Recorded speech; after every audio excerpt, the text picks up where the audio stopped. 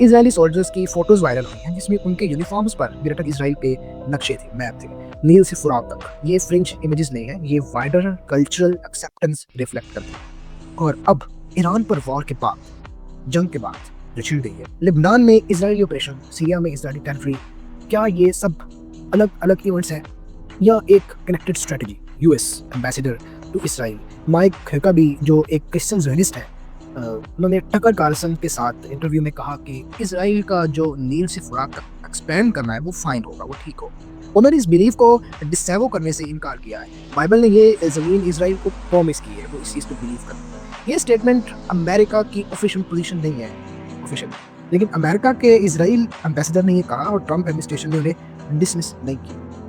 اور یہاں وہ اوپن لوپ ہے جو سب سے زیادہ ڈسٹربنگ ہے۔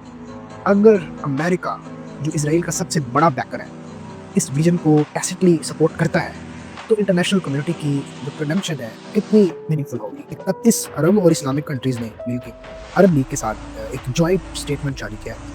انہوں نے کہا ہے کہ نیتن یاہو کی جو گریٹر اسرائیل کی اسٹیٹمنٹ ہے وہ گریو ڈسریگارڈڈ ہے for international law, Arab national security کے لیے ڈائریکٹ تھریٹ ہے، ریجنل انٹرنیشنل پیس کے لیے خطرناک ہے یہ چیز۔